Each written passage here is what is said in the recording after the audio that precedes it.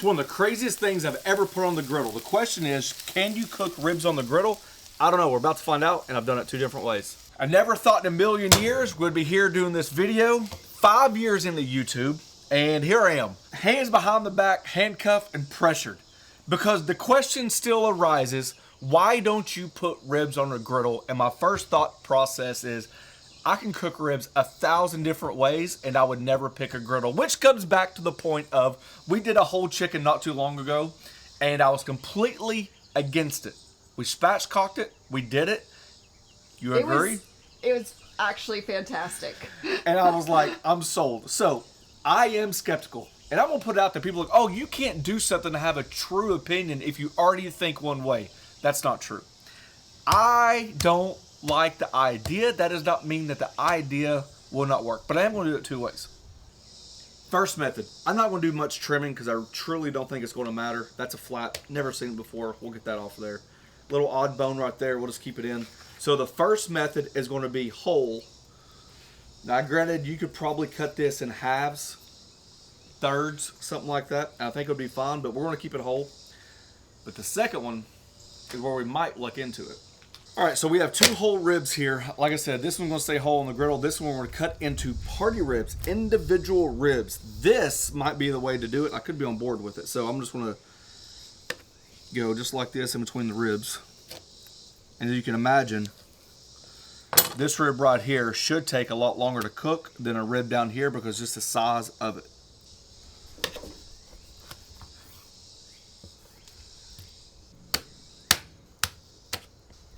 All right, we're gonna turn the Blackstone on low. When it comes to seasonings, even though it's my seasoning, I'm not even gonna use my seasoning. I do not think that adding a barbecue seasoning to this application is the right thing to do. I think that's gonna be on the grill dull too long, and then you worry about your sugars and stuff like that burning. So I'm gonna go simple. Salt, pepper, and garlic.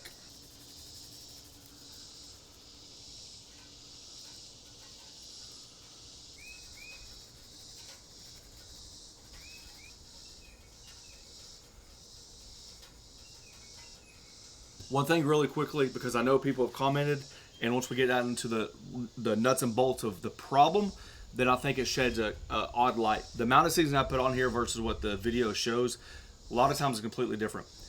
People will say, well, I season my ribs like you do, and then my stuff was a completely overpowered salty black pepper garlic. When it comes to party ribs, you're exposing more surface area, right? So when you season a whole slab of ribs, you can imagine you only have 2 sides, top and bottom. Now, of course, you can season other sides. When it comes to party ribs, your bite is actually getting 3 sides of seasoning: the bottom, the side, and the top. So I don't know what the camera showed. I just want to get ahead of it. I'm going light seasoning, I think on both sides, but or both ribs. But I'm going light seasoning on all 4 sides of the party ribs. Because like I mentioned, you can imagine the one bite, you get 3 sides. Same thing with the other rib. Typically, I don't season the bottom that heavily. When we flip it over like that, we get a lot more salt penetration and stuff like that because you're not worried about the bones or the skin or anything like that. One other thing with seasoning your proteins, I use Diamond Crystal Kosher salt, right? It is not as strong as your iodized, like little table salt. Granules are different. The power of the saltiness is different. A lot of this stuff matters. The Blackstone is on medium. Now this is a 3 burner. I am not checking temps because I do not want you to think this is a certain temp for the ribs, right? We have no temp for ribs. I did cut the middle one off, so we just have low and low because you just, with the heat building up and stuff like that, I don't know if I really want to cook my ribs at 450 degrees. So this is going to be a learning curve for me. The whole slab is going to go in the middle because that's going to be the cooler spot. I'm going to start that off first. The party ribs, I'm going to put about half here, and I do think, as you can imagine, they'll probably take a pretty quick time to cook, a lot faster than the big ribs, but that's just part of it. I'm not going to stall it back. And then we'll talk about sauce after we get all the ribs on. I'm going bone side down, and the reason is I feel like that fat will start rendering, and that's going to be your natural tallow for the ribs. Not sponsored. I tell you, I use it all the time. I really do. If you guys want any information, it's in the link down below, like the description and all that stuff, or like sells, but the Typher. So I'm just gonna put it in just like that, and really just like a peace of mind, right? So I have no idea how long this is going to take, right? So I don't want to overshoot it and be 212 degrees on ribs or something like that. So at least it gives me a more peace of mind. You can see the temperature on the base and all that shenanigans. So while I'm out here doing it, I can figure A, B, and C out. When it comes to sauces, I highly encourage you not to add barbecue sauce until your ribs are almost done. You guys know how much havoc a Asian or barbecue sauce can have on your griddle. It's just an absolute bear to clean because of the sugars. I mentioned Asian because the first thing I thought of when I thought about separating the ribs into party ribs, obviously barbecue, but if we barbecue the whole slab of ribs, I want a difference. I want like differentiate. What's it called? Differentiate. Differentiate. Thank you. The flavors. So half of the party ribs are going to be Asian style. The other half are just going to be traditional barbecue, and then we'll probably just do, I don't know, we'll figure out the big slab later. But I've just got standard pantry ingredients here. Spicy chili crisp, sweet chili sauce, a couple of dashes of fish sauce, some soy sauce, and just a nudge of oyster sauce. A little brown sugar, work that in, give that a mix. Remember, the middle is off. We've risen to 78 degrees in no time at all, okay? But there are a couple factors. Anytime you add this much dense cold meat on a griddle, it's going to zap your griddle temperature down. So imagine we don't even have fire right above this. So we're relying on the ambient temperature coming from the sides. So I'm just going to show you a sneak peek, which is kind of what I imagined. A little steamy. So what I'm going to do now is just turn this griddle on, this burner on low, just to recoup some of that heat, so we're not just steaming the meat. I already know I'm overthinking it. You see how the ribs are concaved? By flipping it now with the griddle on, we're going to be able to pick up a little bit of pace here with the cooking, because now it's creating a doming effect. So it's going to heat up the griddle pretty quick because there's not a lot of surface area touching the griddle. Ah, because of like the curved shape of the rib? Yeah. Ah. Hey, if we're going to do it, you know, we're going to make it work. We're having ribs for dinner. Come heck or high water.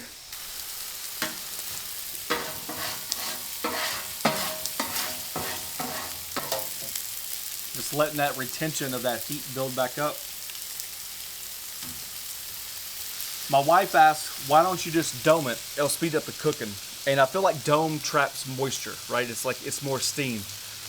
We did a video on pellets and pitch where I was extremely surprised with the results. It's one of those crazy ideas that you have and you just try it out. We did rotisserie style open fire ribs, salt only, with a chimichurri. Fantastic, by the way. Fantastic. The juice was just everywhere. And it was just, and that's why I was actually kind of excited to try this, because I felt like, in a way, in a very small way, it kind of resembles that same theory, right? So getting a little browning on the ribs, I'm not scared of. I'm not necessarily trying to turn this into a stir fry. I'm trying to balance the low and slow with the hot and fast. So if you trap the moisture, I feel like you're just going to get that grayish color meat, and we're looking for color. If curiosity grabs the cat, we're 22 minutes in. Our slab of ribs 110 degrees, more on the thicker part as well. So cruising right along. You think about ribs being in the 196 to 205 range, somewhere through there. So looking pretty good.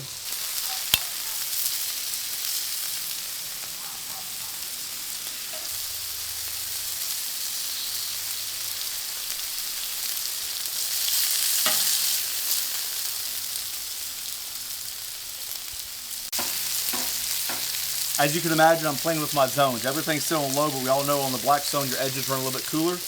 You can see how thin this is compared to this, so I'm trying to keep this in the sweet spot, which is right in the middle, and have the smaller edge off to the cooler zone. So that's what we're working on right now. This registers 122 degrees, but right through here, we're about 150 to 160 degrees. You know what, honey? I think this just may work. It's like the fat from the ribs is like crisping up from like the direct heat on the griddle. Almost like a crispy bacon, you know? Well, that's why I wanted to start off low. Have the fat a chance to render. You know, I wasn't really worried about cooking on like a medium-high, stuff like that. Instead of facing the process, kid. I bet these like would actually be better than, I know like a lot of people like oven baked ribs, but I feel like with an oven baked rib, you probably just steam the ribs. You don't get any color, you know? I feel like griddle ribs would be better than oven baked ribs.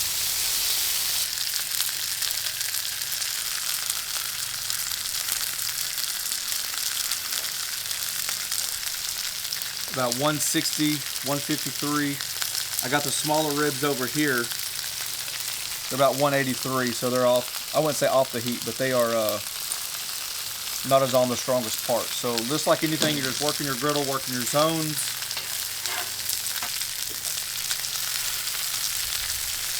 Yeah, as you can imagine, that thick part of the rib. So, you know, in theory, maybe it's worth it to cut off maybe a hand and a half, maybe just right down the middle, so you can focus on the thick part versus the thin part. But we'll see. Just trying to keep that thin part from overcooking before that thick part cooks. I just got a quick question. We don't know the answer, and I don't know what I'm going to do right yet. But typically with ribs, you got to let them rest, right? It's so important to let your ribs rest. Griddle cooking is not necessarily about that. So if we're doing ribs on a griddle, should we let the ribs rest? Like, should I sauce them, completely be done with them, and then hold them in the oven for like an hour so they cool down? I think so, because that's how it should be done. But well, and we also believe in like a long hold for pork butt and brisket, and yeah. I mean, obviously an hour is not a long hold, but So you want to try the hold? Yeah, hold them in the oven. Yeah. So that's what we're going to do. You guys can do whatever you want to. You can sauce them on the griddle or sauce them in a bowl and put them in the oven. We are at that point. Time check. Oh man, almost 12 o'clock. And we started at 11 exactly. So that's almost an hour. So I'm going to, let's get the grease off the griddle. I would say it's a hell of a way to season the griddle, because you are using natural lard if you don't have the salt and pepper and the garlic. Could be a dang good way to season your griddle.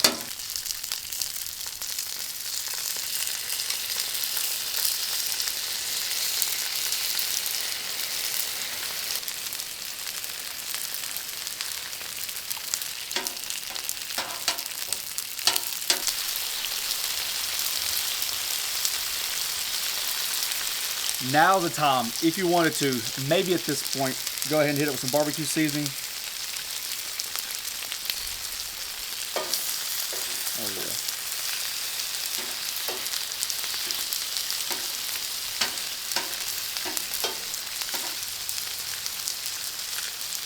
Now, of course, if you want to go to a neutral flavor, like, remember the time we did that balsamic glaze with the lemon zest? Ooh, those Tuscan style ribs? Yeah. Yeah, that'd be a good one for this. That was super good. Yep. So whatever flavor profile you want to use, you see those sugars caramelizing, that's what we're looking for. Does not take long. I'm going to glaze them one more time. I got my oven set to 155.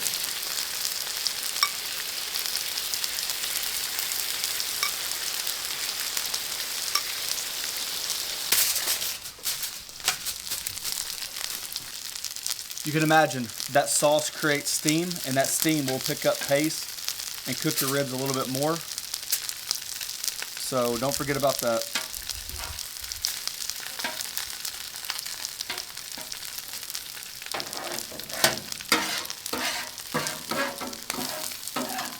That is advantage. See that, how clean that came off, of having all that lubricant on the griddle from the Asian sauce. I mean, from the pork. The pork fat. Yeah.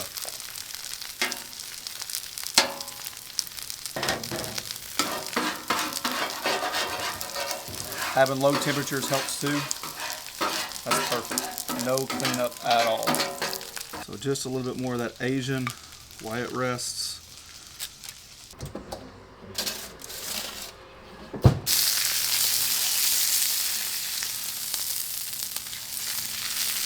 You know what's crazy? It really does smell like bacon. You know? It smells like pork. It smells like bacon. So if you notice, I'm just bringing up all that natural pork fat and kind of letting it fry in its own fat. Plus, it helps keep the griddle lubricated. This is where I mention a lot of times that seasoning a griddle can happen 3 different ways. The initial way, right, when you get your griddle. But maintenance is important. So when you turn on your griddle, and let's say you turn up to 450 degrees, if you got the right oil in there, before you put food down at all, you could actually start the seasoning process. During a cook, right now is during a cook. Even though my griddle's on low, you can see we're smoking. Smoking is a good telltale sign of your temperature of your oil being up to the seasoning point. See how dry this is? So if I crank this temperature up a little bit more, we'll actually start seasoning during the process of actually cooking.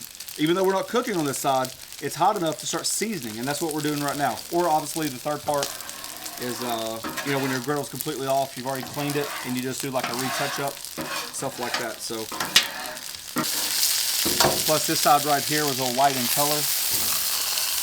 So now we're just trying to brown. Now the ribs are looking good. See that? My slab of ribs is almost done. So my wife behind the scenes just typed it into Reddit and it said, what is the best way to cook ribs on a Blackstone? First answer, don't do it. Get yourself a Weber, charcoal is best. In an aluminum container with beer and covered with aluminum foil. So now you're boiling ribs. Seriously, you need to stay out of the kitchen. Having both a Blackstone and a Recteq smoker, it's easy decision on which way to cook ribs. Would you make pancakes in a smoker? So the consensus is, don't do it. If you ask this, you know nothing about griddling or smoking. It's interesting to see the answers, because I'm right there with them. But I do think, now that I've done it, I'm sweating my A off. I've got grease from my elbows to the tips. You know, maybe the way I'm doing it is maybe not the way they interpret ribs. I just don't know how else to interpret it. If I had to do this again, and if you put my foot to it about how to do ribs on the Blackstone, it would have to be par cook your ribs. Put them in the oven, bring them up to about 160, maybe 170. Natural, no seasoning, just like we did, right? Salt, pepper, garlic, or neutral seasonings. And then you can finish them off the Blackstone with a good sear or something like that, if you had to. Like, right, if you're going camping, maybe somehow you could pre-cook them, keep them to temperature while you travel, and then finish them. I don't know. But they do look amazing. I just know I've worked hard for this slab of ribs. You can see you got some sweat in your hair. Of course, it's like 85 degrees today too. It is 12:30 on the dot, an hour and a half. So with carryover cooking, you gotta be careful.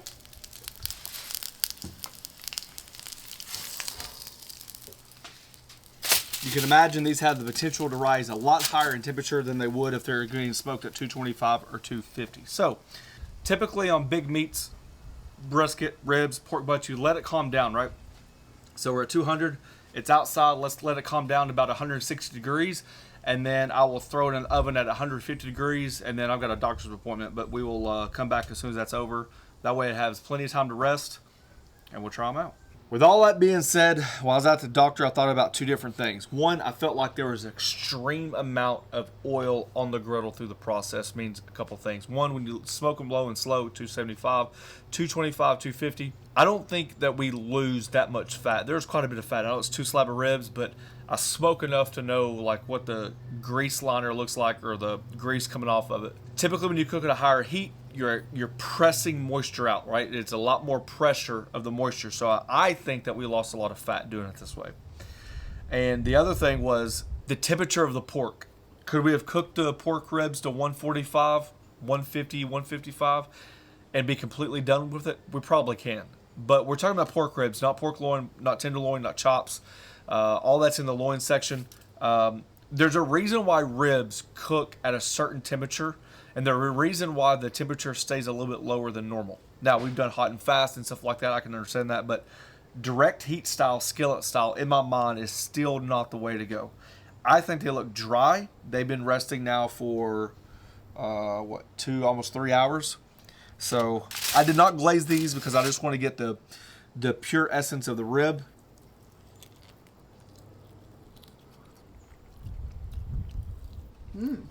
Or good flavor. That's a dang good sauce. I mean, they have a little chew to them, but they're still pretty tender. There's definitely more of like a party rib feel, where it's a little crispier. My first impression, they're not tender. They're dumb, they're not tender.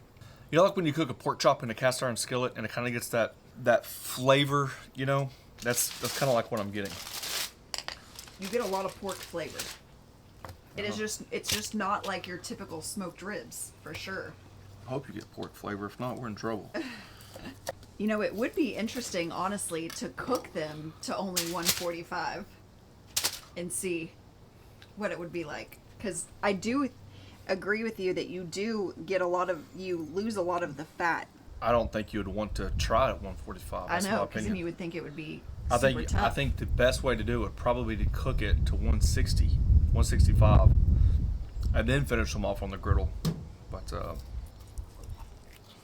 They're not bad. It's just not like a typical rib.